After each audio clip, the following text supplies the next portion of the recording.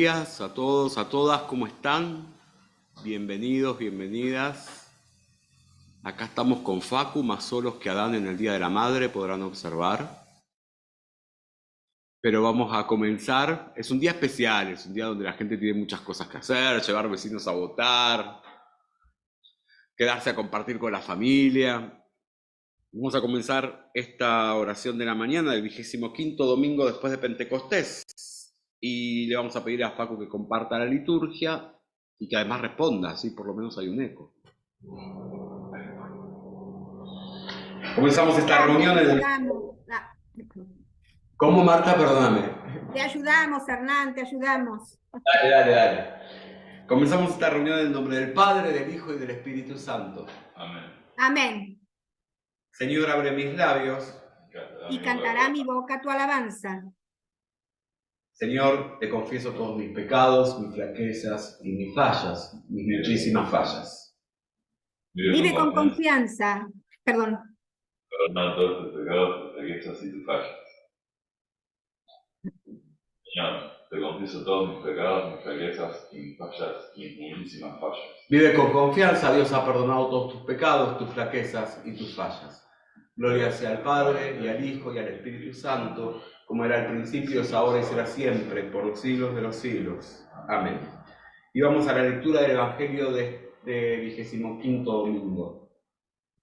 La lectura en el día de hoy se encuentra en la página 1454 de las Biblias. Es Mateo, capítulo 25, versículos del 14 al 30. Y dice así: El reino de los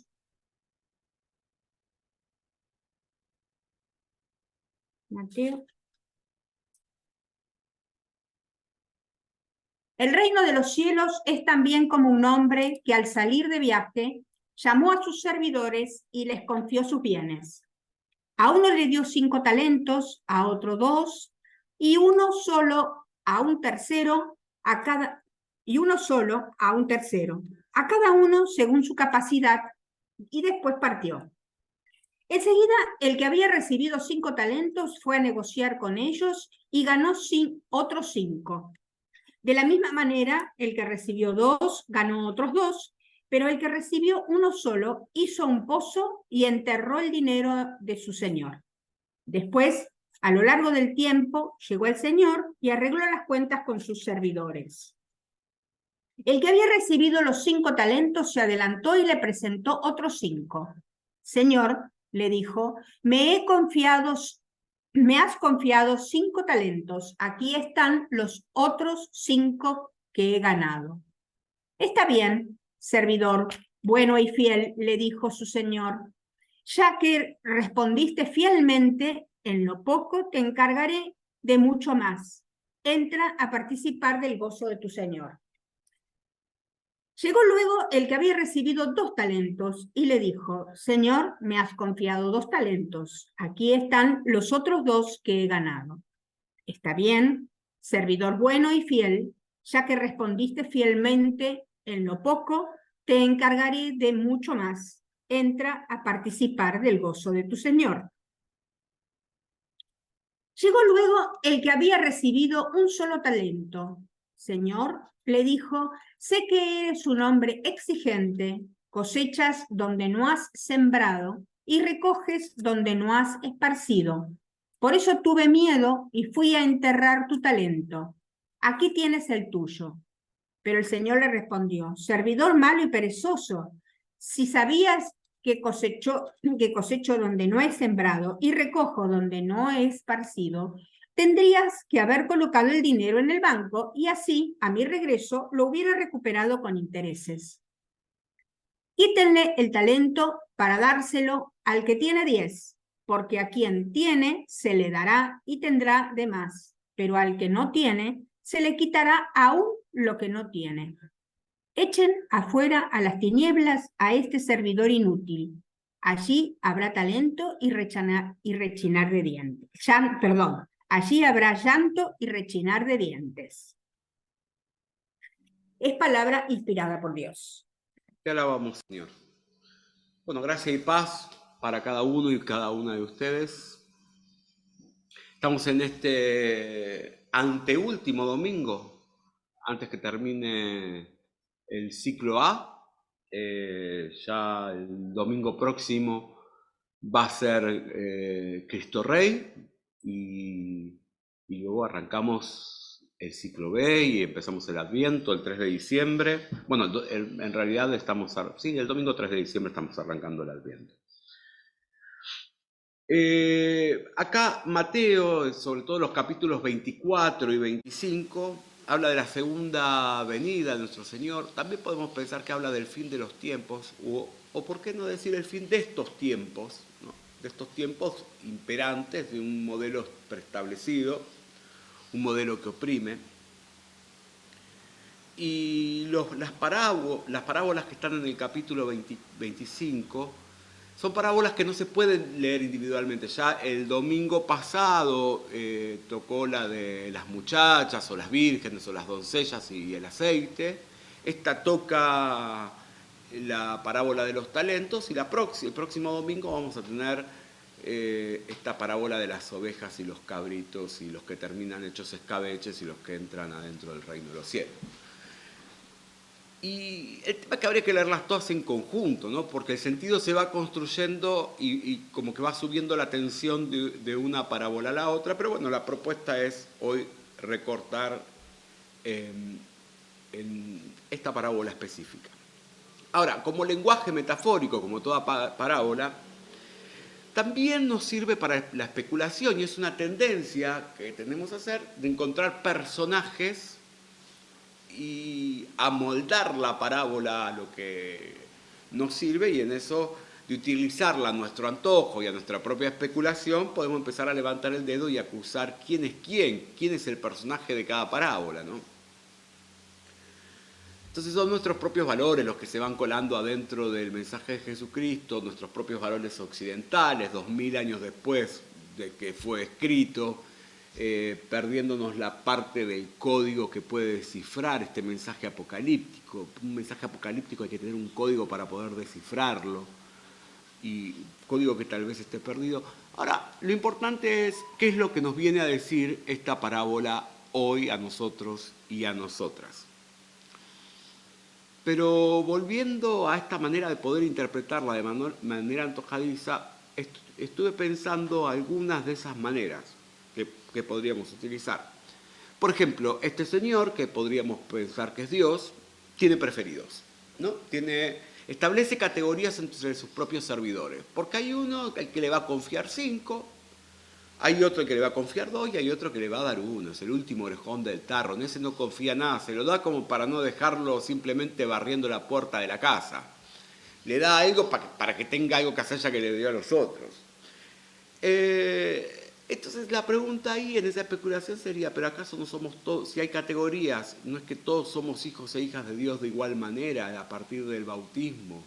Entonces, ¿cómo puede este Señor establecer categorías?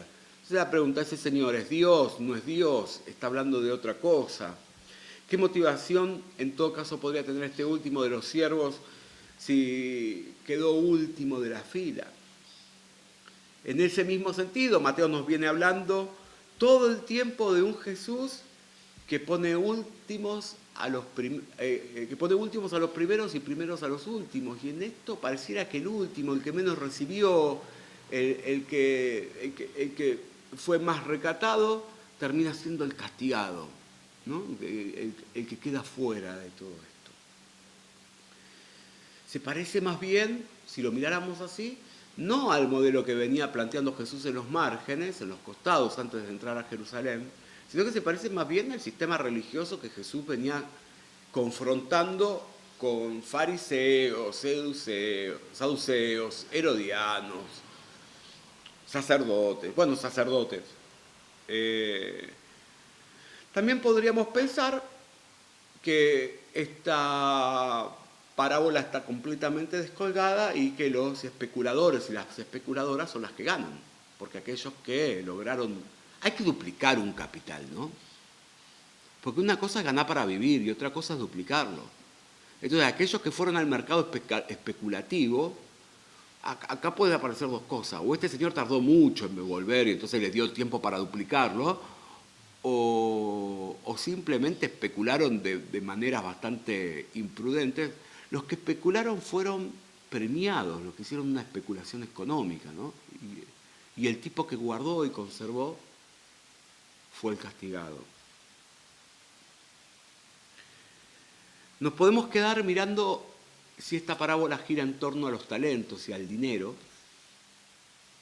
y Jesús en esto de abandonar la riqueza para dársela a los pobres y seguirlo, que es la conversación que tiene con el joven rico. ¿Dónde queda ese Jesús si esta parábola también viene a plantear casi lo contrario, ¿no?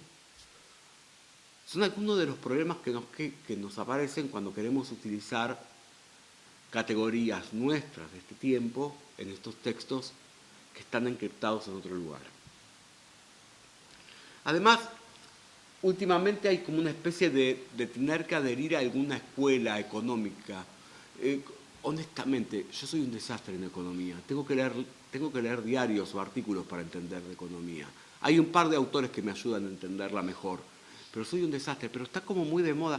Yo escucho mucho, no, yo soy keynesiano, yo soy de la escuela de Frankfurt. Yo no tengo idea de que soy de esas economías, no tengo idea, pues no, habría como que estudiarlo un poco más. O tengo una lejana idea, pero para afirmar lo que yo soy tal cosa, como demasiado. Es una cosa compleja el tema de lo económico que se cuela en esta parábola, pero por ahí podríamos engancharlo con Martín Lutero, con la Reforma del siglo XVI, y pensar que en todo caso la economía está ahí puesta por Dios para garantizar que lo que hay alcance para todos y para todas. Y a partir de esto, volver a pensar la parábola desde otras claves. ¿A quiénes les habla Jesús? Bueno, está hablando a sus seguidores más íntimos, a sus seguidoras más íntimas. Le está hablando a sus discípulos y discípulas. Está hablando previo a su pasión, muerte y resurrección, está hablando con los que van a quedar continuando esta primera secta judía, que luego será llamada cristianismo, o los del camino, ¿no? Como se los llamó al principio. ¿Quiénes eran los personajes? ¿Había personajes de preferencia? No, la verdad que yo voy a abrirlo acá para ver. La verdad que uno no dice, bueno, confía más en uno que en otro. No, en ninguna parte del texto nos dice eso. Sí dice que conforme a sus capacidades o a sus dones, hay algo por el estilo, dice, les va a dar cantidades distintas a cada uno. Y la pregunta es, ya que esto es una metáfora, si los talentos es dinero. Leía un comentario de Félix, no me acuerdo el apellido, es el hijo del pastor Rafael Malpica Padilla. Sé que su nombre es Félix, pero Malpica también es su apellido, pero tiene otro apellido más ahí, que es el de la madre, que decía que un talento, dependiendo fuera de plata o de oro, hoy sería el equivalente entre 20.000 y 2 millones de dólares. O sea, tampoco es que le dio poquita plata en el ejemplo de la parábola, ¿no?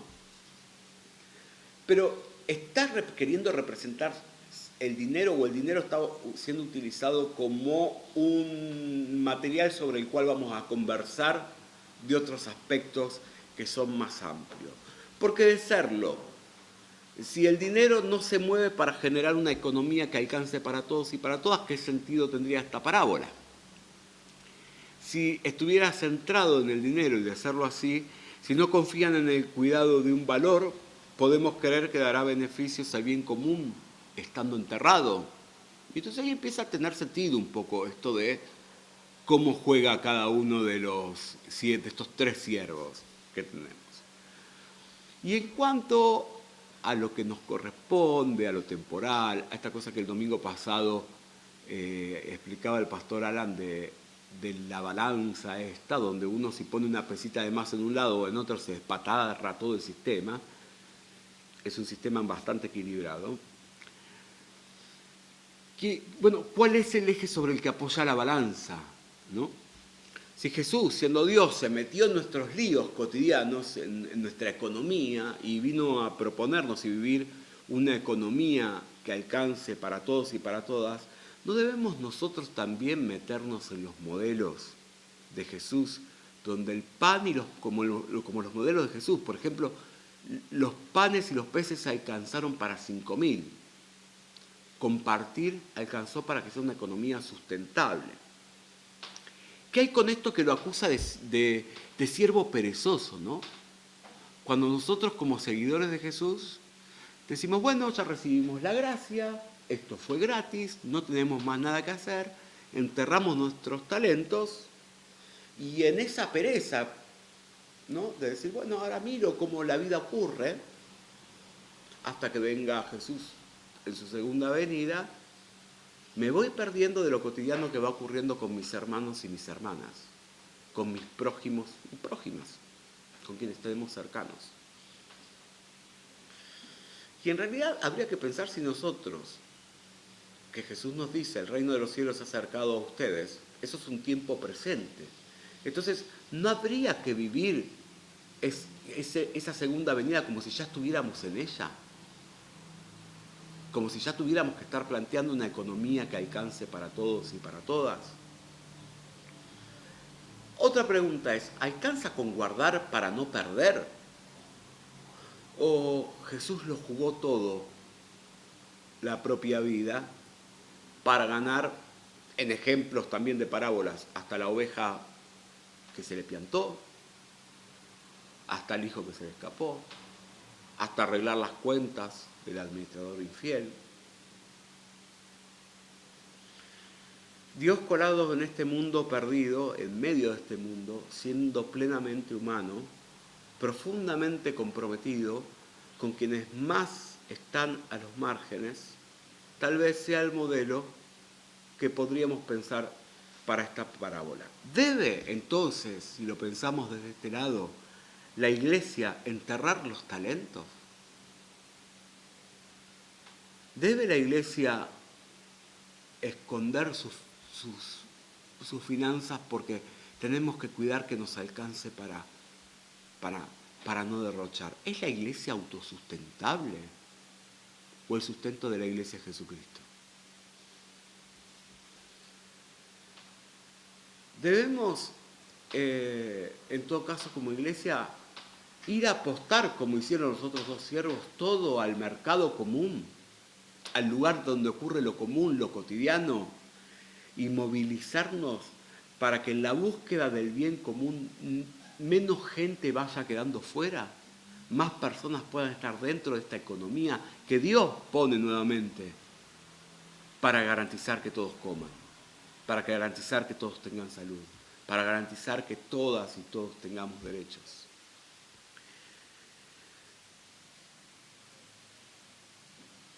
¿Alcanza con esto de ser sustentables o tenemos que pensar en comunidades que se regeneran para que la gente entre y pueda ser parte y tenga una vida digna y pueda vivir mejor? ¿Qué tipo de comunidades? Son preguntas que se me van ocurriendo. ¿Qué tipo de comunidades seguidoras de Jesús queremos ser? Las encerradas en sí mismas, enterrando los talentos, las que se forman desde la pereza, o las que se regeneran y sostienen porque la economía busca alcanzar a todos y a todas para que alcance. Hay en esta parábola, y conecta un poco con la parábola del aceite del domingo pasado, y lo va a terminar de resolver en la parábola de las ovejas y las cabritas en el próximo domingo. Hay un reclamo de parte de este Señor en cuanto si ha sido o no su siervo, y si lo queremos trasladar, hay en la metáfora un reclamo en cuanto a ser hijo o hija de Dios, hay un reclamo en cuanto a su gracia, hay un reclamo en cuanto a la ofensa hacia Él. Pecado es ofender a Dios, digamos, volver la espalda a Dios, ¿no? Hay un reclamo en cuanto a Él, o el reclamo es en cuanto a los semejantes, a los próximos, a las próximas. Hay un reclamo en cuanto a que se nos confió, que se nos regaló y que luego se nos confió el cuidado de quienes estaban más vulnerables y de la creación toda. Y sobre ese punto, Dios sí nos reclama. Si al lado nuestro alguien la está pasando mal y seguimos a Jesús pero no observamos al prójimo, no estamos siguiendo a Jesús. O no pareciera, qué sé yo. O por ahí sí, descansando con los talentos enterrados. El tema va a ser el tema del juicio, que uno puede decir, bueno, imaginamos el juicio como el punto culmine, el punto donde va a haber culpables e inocentes, y lo pensamos por ahí desde nuestro esquema de sistema punitivo, muy nuestro, muy actual. Y en realidad el juicio es más como un punto donde Jesús se sienta a decir, bueno, todo lo que había conmigo ya está resuelto, yo no tengo nada que reclamarte. Ahora, ¿y tu hermano? ¿Y tu hermana? ¿Y la creación? ¿Y el medio donde vivías? ¿Y eso de contaminar ríos?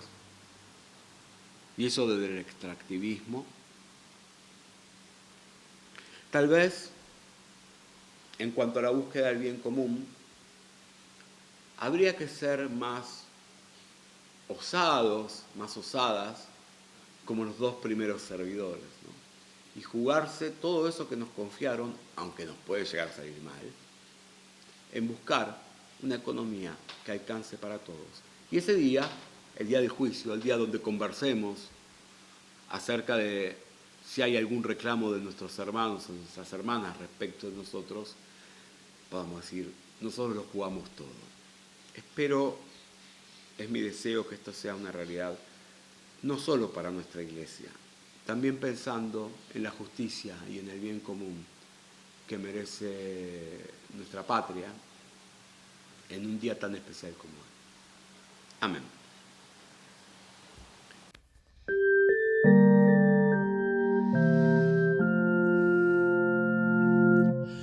Bellas flores guarda el bulbo, la semilla un manzanal, el capullo nos promete mariposas a volar.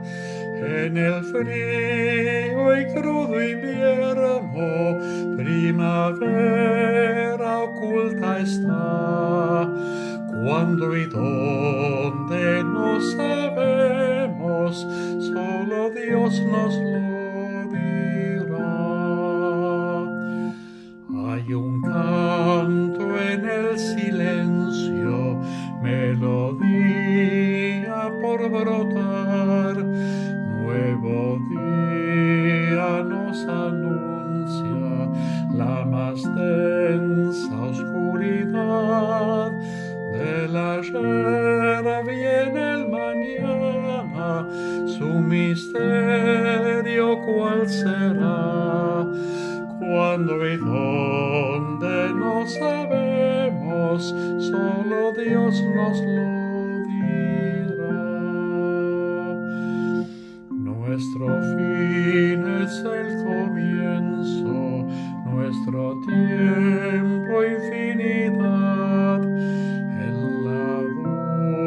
Hay fe latente en vivir eternidad. Al morir resucitamos, victoriosos al final. Cuándo y dónde no sabemos, solo Dios nos lo